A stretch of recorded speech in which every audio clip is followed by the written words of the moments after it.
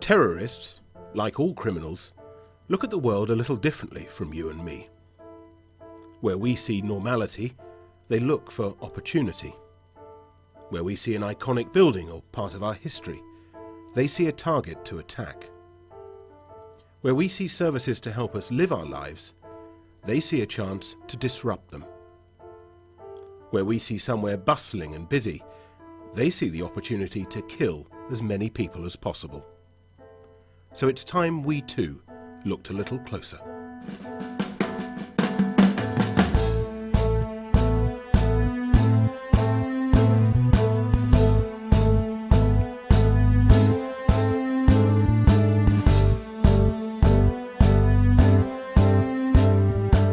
Terrorists seek out places where they can make the biggest impact. They often target open places where it's easy to move about unnoticed. A transport hub perhaps, or a busy shopping centre, or a football stadium. Places that attract large numbers of people, often crowded together. Enclosed spaces such as theatres, concert arenas or nightclubs also make attractive targets. Although security may be tighter, the risk of being caught is outweighed by the huge publicity and outcry a successful attack will generate. But whichever you work at, the threat is very real. Terrorists do careful research to ensure a successful attack.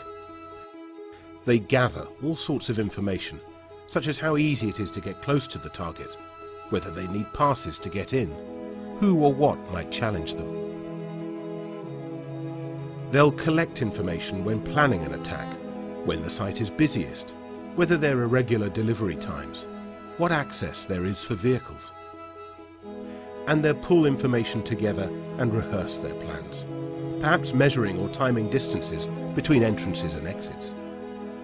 It's during this preparation leading up to an attack when we have the best chance of spotting suspicious behaviour, when the terrorist is at work and vulnerable to being exposed.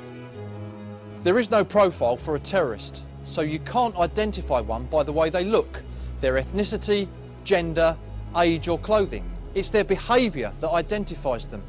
And in your role, you're ideally placed to recognise suspicious behaviour. Be alert to the threat and you'll notice that when a terrorist is preparing for an attack, the way they act will seem out of the ordinary.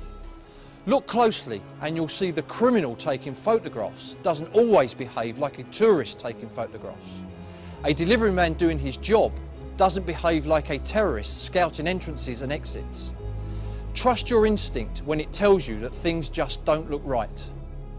When someone's behaviour at your place of work raises your concerns, you have every right to approach them. So, what type of behaviours are we talking about? Perhaps a person is in a restricted area. Perhaps they don't have the correct passes or authority to be there. Is someone you wouldn't expect making notes, drawing diagrams, taking measurements? Are they taking videos or photos? What are they trying to capture? Are they hiding their camera?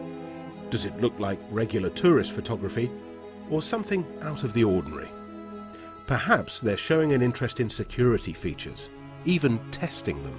Maybe they're going out of their way to avoid being seen, hiding their face, wearing the wrong clothes for the weather, or even in disguise. And it's not just people on foot. Vehicles are used time and again by terrorists planning attacks. Be aware of vehicles parked out of place, left abandoned in restricted or sensitive areas, or maybe a vehicle retracing the same route. If it sounds like common sense, that's because it is. But you have to act on your suspicions, trust your instincts.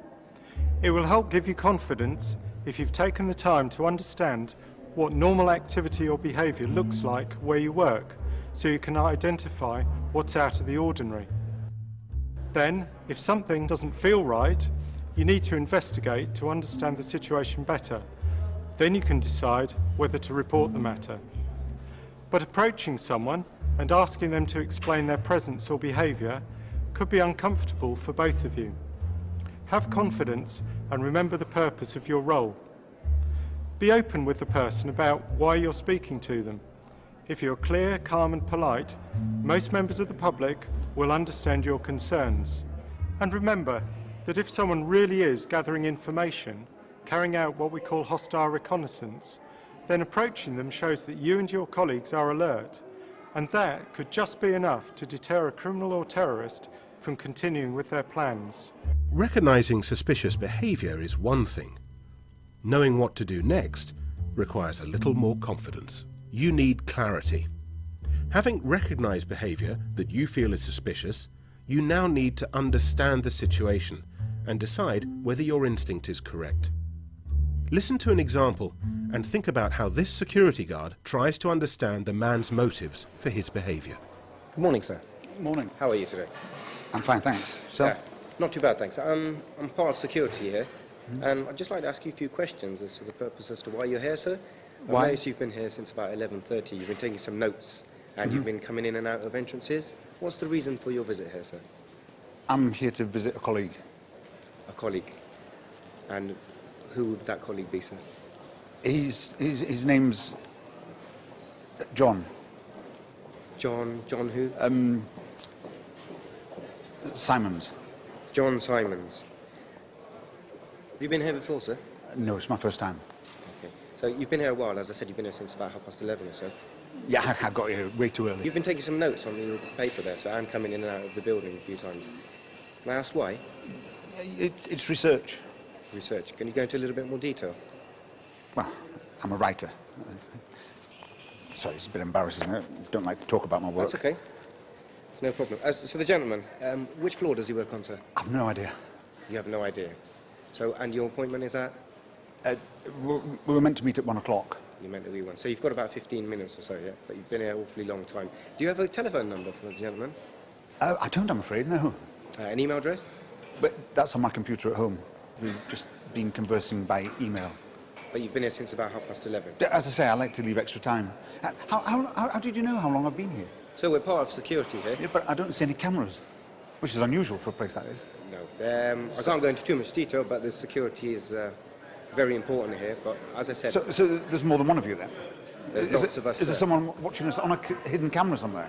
So I'm not going to go into detail like that. What I'm going to do is I've taken the gentleman's name, which was, Right. sorry? John Roberts. John Roberts. Okay, sir. What I'm going to ask you to do is if the gentleman's going to meet you in the next 15 minutes or so and you're at the location, just bear with me for 1 second and I'm just going to try and get hold of Mr. John for you, okay? And, Okay, thanks. I'm part of security here, so I'd just like to make sure that you're on time and there's no hiccups with your meeting. If you could just take a seat for me a moment, sir. It's not a problem, is it? There's no problem whatsoever. You take a seat. Thank you very much. Okay. Okay, now let's review the conversation. I think the security guard did a good job here. He explained who he was and why he decided to speak to this person. His tone of voice was confident and friendly, and he wasn't making a scene in front of other people in the area. There was no reason for the man he approached to feel threatened or harassed. However, I'd be wary of someone asking for details about the CCTV and security staff on site. Ask yourself, why would that be of interest to him? But it's not just about the questions people ask you, it's also about how they answer your questions. Try to get the person talking. In this case, the security guard asked questions about who he was meeting and why he was here so early. The man was vague with his answers. He couldn't remember his colleague's name properly, couldn't provide any contact details, and he'd been hanging around a long time without approaching reception. In addition, the lack of details in his responses meant for me that the story was unconvincing. What was now crucial was that the security guard went away and verified his story. Reporting any suspicion is very important. You might be reluctant to do so. Maybe you're embarrassed, or you don't want to get involved. In some cases, you might worry about being seen to be overreacting. It's recognised that we're in a unique position to guard against the threat from terrorism. So if you have any doubt, report it. Use the word salute to help you remember what to pass on. Situation, who or what you picked up on. Activity, what was happening? What was the person or vehicle doing? Location, where exactly was this? Unit, who made the observation? Time, time and date of the instinct being reported. Equipment, any equipment you used for surveillance detection, such as a specific CCTV camera. Also, remember to note descriptions of any individuals involved. If you don't have a name from their identification, still record their age, hair colour, height, clothes, gender, ethnicity and any distinguishing features such as facial hair or tattoos. It's important to find out what your specific procedures for reporting are at your place of work. But if in doubt, call any suspicions through to the number on screen.